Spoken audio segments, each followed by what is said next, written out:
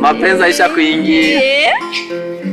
Kana kuvugiza karimba karyoshe kavuga ngo iki, ni wewe muvandimwe, ni wewe niringiye, ni wewe uzima bwanjye Imana yanyereye, ubana ntibakakuze, ubana biruta byose, Imana nayigarutse.